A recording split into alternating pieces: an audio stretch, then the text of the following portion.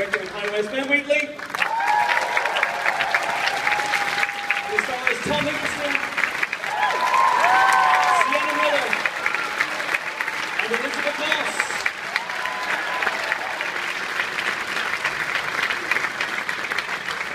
Shall I stand in a straight line? An awkward straight line. An awkward straight line. I'll stand here. Okay. Don't creep back. Ben, congratulations on the film. You've made, I think, the only film in history in which a BAFTA is used as a lethal weapon. How exactly did you get the rights to do that? We wrote to them and asked them if it'd be all right, and then we said we would use it in a respectful way. And I think we achieved that. It was Peter Ferdinando improvised the line BAFTA in, I think. Or it might be James Beaufort, I can't remember, one of the two. BAFTA now is be aware it's been used to pummel someone in the face. They are now, aren't they? They're all here. Yeah. So how did this film come about for you? Obviously you have made your own films, original material for your first 4 films, and then this is your first adaptation. How did this happen?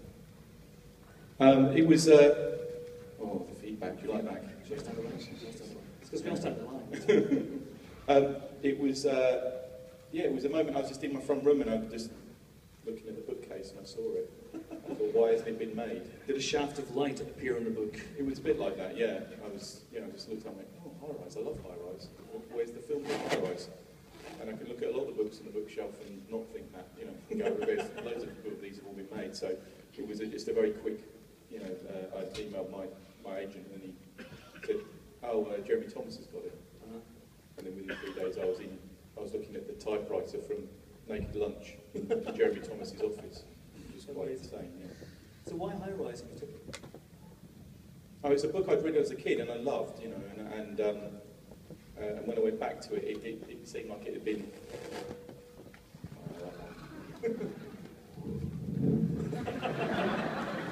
It's a, you know, it's a book that it seemed like it was written yesterday, you know, or plucked from the pages of the newspaper. So I thought that's why it had to be done, made. And Tom, you were on Ben's fridge for a while. Not you, literally, but your picture when Ben and Lady were cast in the film. What was it about this role that attracted you? Lang is a quite passive, inward-looking fellow. How did that character appeal to you? I found his tension very fascinating. And it's interesting just in the context of the rest of Ballard's work. You know, Ballard himself had studied medicine at Cambridge for 3 years before leaving to then become a writer. And it's interesting, there's a lot of doctors in his work, and here was this doctor, someone who's professionally detached, who's challenged to engage with what's happening. And I just found that character really compelling. And I also am a huge admirer of Ben, and wanted to do a brilliant. Standing close to you on this, yeah. Let's say that. No, I found the combination of Ben, what I understood as Ben's sensibility as a filmmaker, and Ballard, a really amazing cocktail, and just wanted to be part of it. And we met and talked about it, and then I went to watch an autopsy. Oh, really? Okay. Why? Yeah, sorry, I just throw that in there.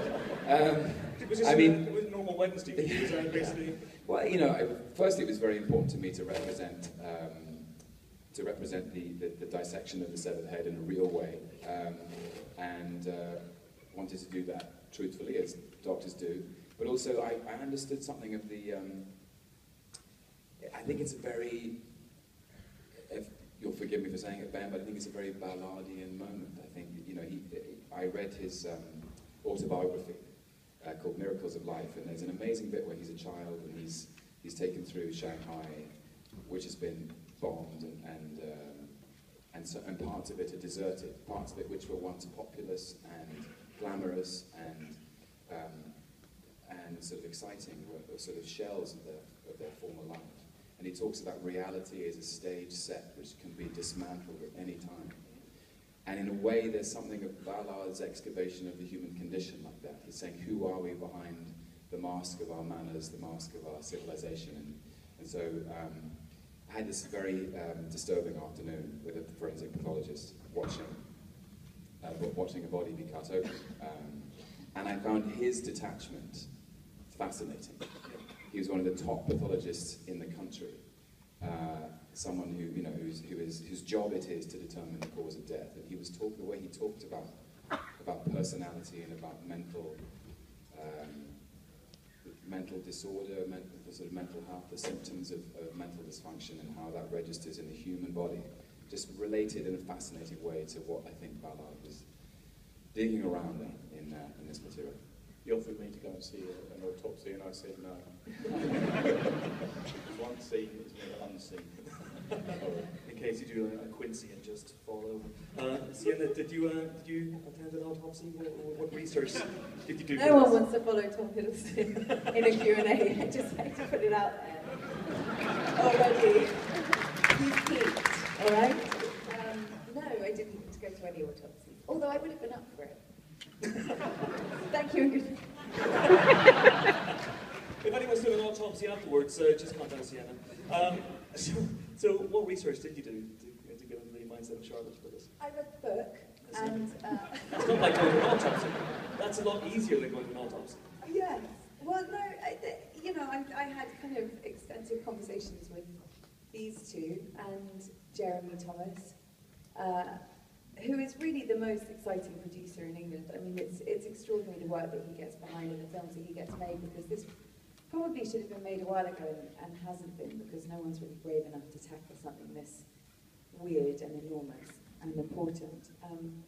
So it's a shout out for JT. But other than that, yeah.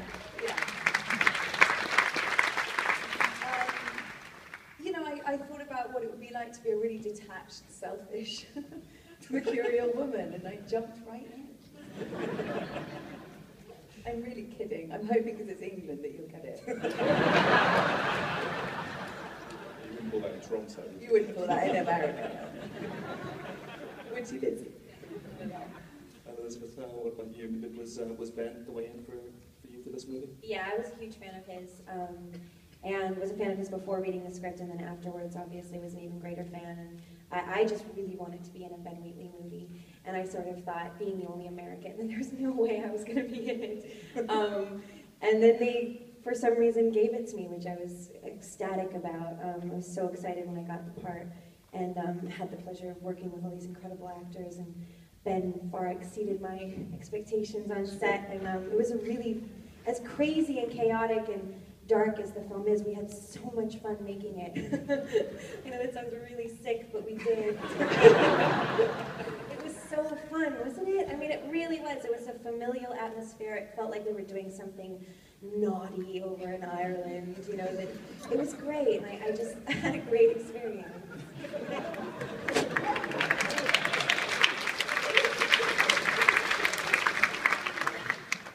Don't give it all away. How did the locals in Bangor, Northern Ireland take to you? He said his accent getting bigger as he said that. Were they aware that something naughty was going on?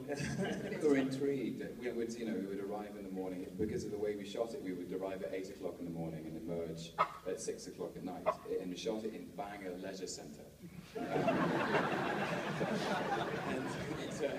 And they would turn up and wave, and we would, through the course of the day, we'd all emerge, in a sort of progressive states of disarray. Wasn't it, with them all? Yeah, it was a bit weird, yeah. Like people asking questions about why there was so much paint on me, and then we would go down to the seaside for a Scotch egg. Honestly, that's what we did. Go to the Salty Dog, best Scotch eggs in the land. And then just check out the local autopsy as well. We have some questions that people can send in via Twitter via the hashtag LFF questions. Here's one from @LittleMissia, probably not her real name. Off to London to see High Rise. Can you confirm no dogs were eaten or hurt in the making of this film? There's a strict rule about like not murdering stuff when you get to film. Also, no one smoked any real cigarettes, no drinking happened, no one died.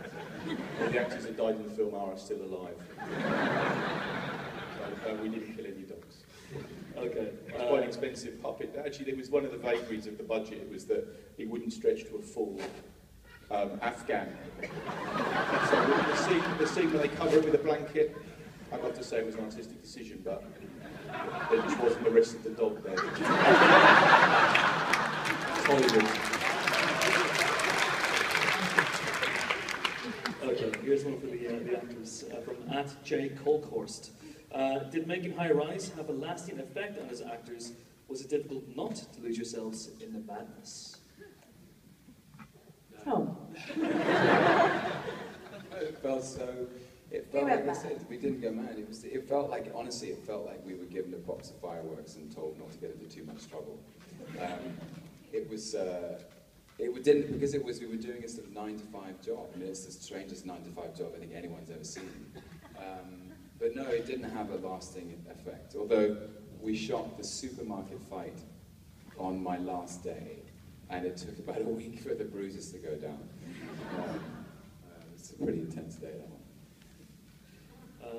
And Sienna and Elizabeth, did you survive without succumbing to madness? Yeah, I think so. It's already there. It's hard to come back from, I think. I feel like I'm going to stand up like an awful stand-up. I don't know why. It's such a strange thing. No, it wasn't. It was actually kind of strangely wholesome, and like Tom said, that's weird. Damaged human. It was really cozy and familiar. We all lived in this mad hotel all together, and we were a pack. We kind of were all on set every day in funny caravans in the car park, covered in blood and bruises and paint, and running around like kids. It was really special. But we also go to dinner a lot, have scotch. Yeah, and have scotch eggs. And we all stayed in the same place, and you'd run into people in the lobby or at the gym, and it was like a camp. Okay. Here's one from @Lady Fernie, who says, how do you think you'd all survive? You're in this one too, Ben. You'd all survive in a high-rise building in real life. In real life, I don't think it would turn out like that. I'd probably spend a lot of time moaning about the lift not working. And enjoying the view. Oh, that's nice. So Ben survives. Tom? Yeah, my general experience of being in tall buildings has been better than this one. I don't try to paint the walls. I think if I moved in here, around the first morning, I think about moving out. It would be a wise move. Sienna, would you survive? How would you cope? Of course I would survive. I mean, I don't know. No, I mean, it's a film. It's not a bit real, is it? No, I don't. Yeah, I think It's multiple choice. I don't. Would I survive in that scenario? Or? Yeah. No. Everyone would. No one did. Yeah, me neither. I would have moved out and stayed in a hotel after one night. Like, this is not for me. It's been a very different film, wouldn't it? Yeah. This is rubbish. Going back to New York. The last question is from @LokiArty. Me. Don't worry. What prompted you to pick Northern Ireland as the location to film? And what was the attraction of the Bangor Leisure Centre? Well, we were looking for a genuine 1970s building that had brutalist architecture and hadn't been either remodelled or knocked down. And like most up and down England, they'd been basically pulled down, or they'd been clad in marble, which seems weird, but, or they're really active kind of buildings that it would be possible to shoot in. So in the end, we went to an exhaustive search. This is fascinating story, isn't it? How I found Bangor Leisure Centre.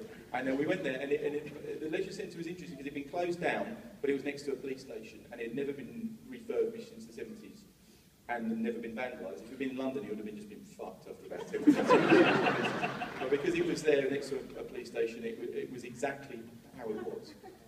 And so we went in there and, oh my God, this is it. This is perfect. And it was very important that it was a space that was a real 70s space that then we built inside of, rather than we left completely up to our imagination. So the 70s was there in some way. So some of the corridors are there, and some of the bits and bobs. The swimming pool's obviously real, and the squash courts and all that stuff. But the flats were then built inside, like the five-side football area. And that's blown the whole film for you. I told him you're not a performing monkey, but backstage, you were doing a very good Northern Irish accent.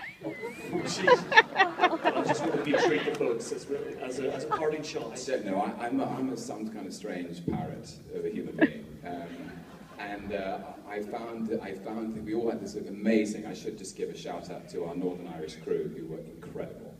They really and I would turn up in the race and I say, "You all right there? Good morning. How are you?" I liked it. So simple. So nice out there. Anyway, I love the Northern Irish accent. Thanks everyone for coming. Thank you, Ben Wheatley.